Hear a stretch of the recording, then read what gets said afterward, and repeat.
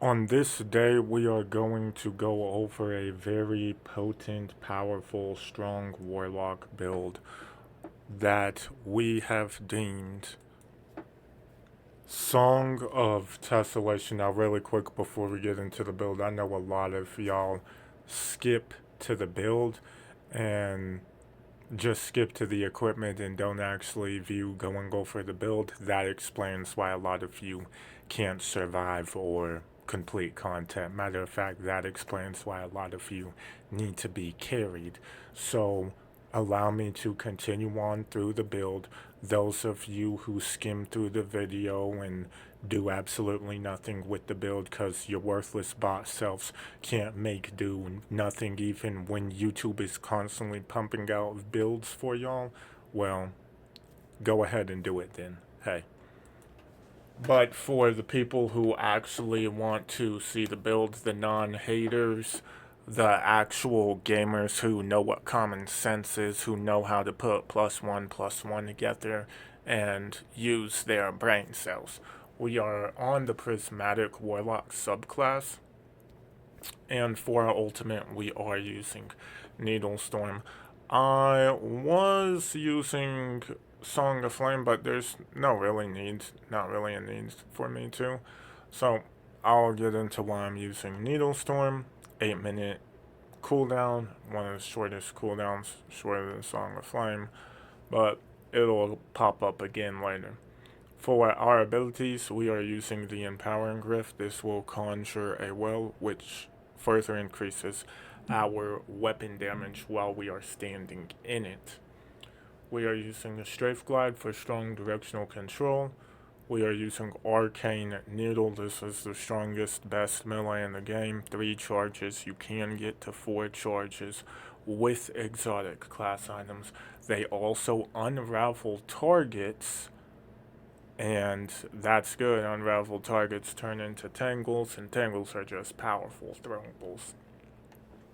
We are using Healing Grenade, which allows us to restore and cure ourselves. More on that later. It's also the shortest cooldown at 1 minute 31. We're really not even using this for survivability.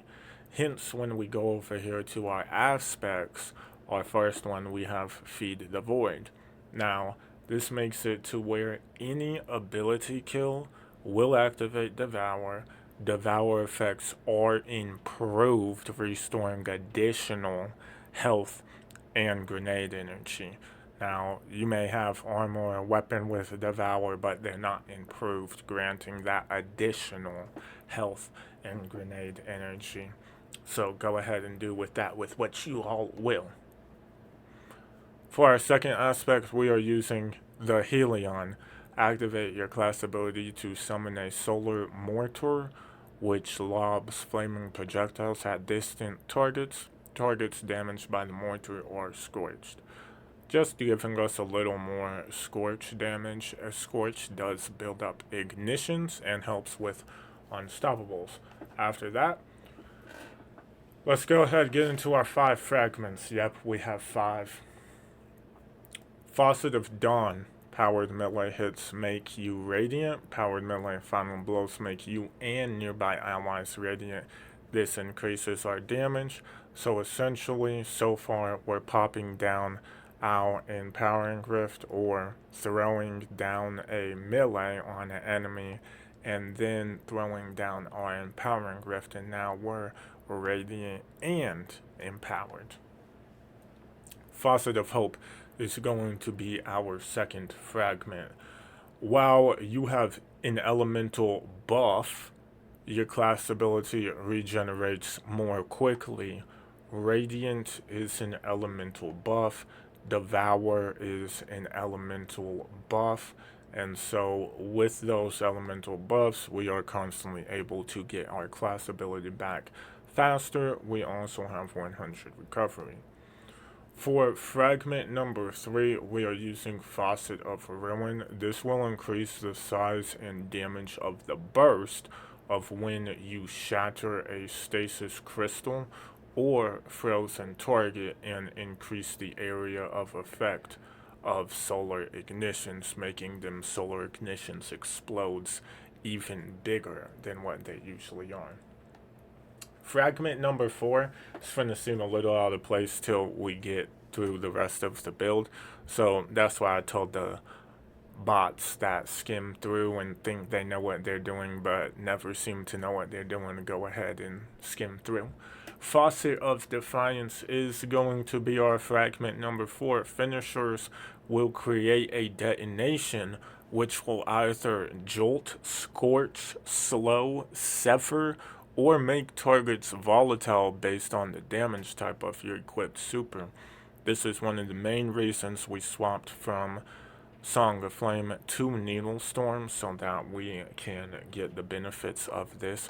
We already have Scorch and will be getting Scorch from this healing grenade as well. Faucet of Reawakening will be our 5th fragment. Rapidly defeating targets with light or darkness damage or even super final blows will generate an elemental pickup of the matching type. So this would be a Tangle in this situation, or a Fire Sprite in this situation. Either or, those are our 5 fragments. Let's go ahead and get into the build, shall we? Showing off the drip, because we know a lot of you, just like you ain't got builds, you ain't got senses of styles. There's the drip real quick for this build. Though, be it our exotic weapon of choice is the exotic fusion rifle called Tessellation. Weapon perks, property irreducible. Long press, consume your grenade to load a large projectile shape that generates an elemental explosion on impact. This is very powerful. Essentially, you take your grenade and feed it into the weapon. The animation is extremely cool. Intrinsic traits, property undecidable. This weapon adapts its damage type to match your equipped grenade. Final blows will grant grenade energy. This is very important because this weapon can get even better when you go ahead and throw the catalyst on the tessellation, which makes it to where targets near the blast of property irreducible are afflicted, burdened, and cursed with an elemental effect matching your equipped grenade's damage type. Now, for Void, it is Weaken, which makes enemies do less damage. However, at the same time, there is a perk in the artifact Expanding Abyss. Void sources do increase damage to weakened targets, so you can increase your damage there.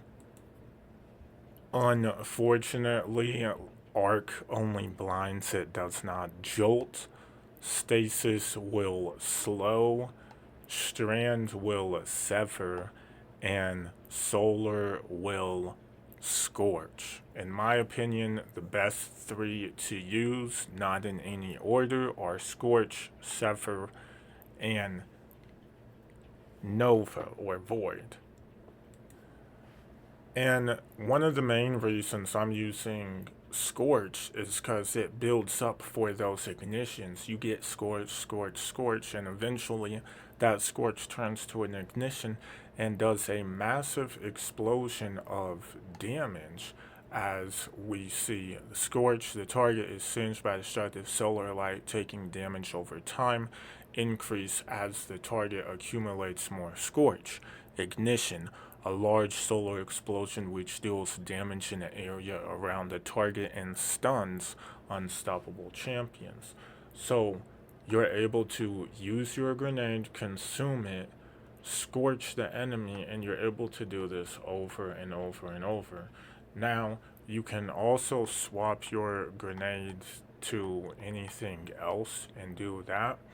Or you can just do full on Scorch, do Song of Flame, and then when you're loading your grenade, you're not even consuming it, so you're just able to blast solar grenades off and apply unlimited Scorch/ignitions to bosses and enemies and do massive damage. Strand Severs allowing you to do massive damage, and through the artifact temporarily right now, this is why Void is in the top 3.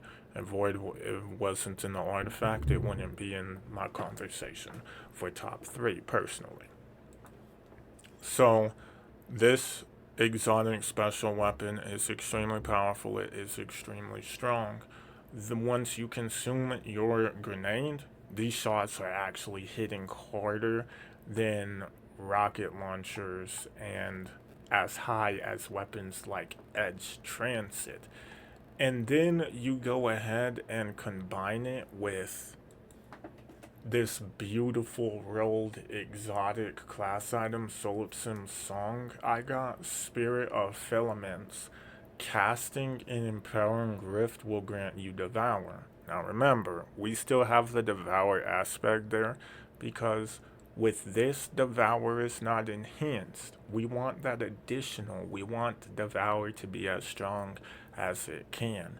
I'm waiting for an exotic that improves Devour effects. That's gonna be fire. So we essentially, now if we go back here, right? We pop our Arcane Needle on an enemy, we become Radiant. We throw down our Empowering Rift, we gain bonus damage, as well as now also gaining Devour. We don't need an ability kill. Combo that with Spirit of the Starfire, grenades recharge from empowered weapon damage, with empowered weapon final blows granting more energy.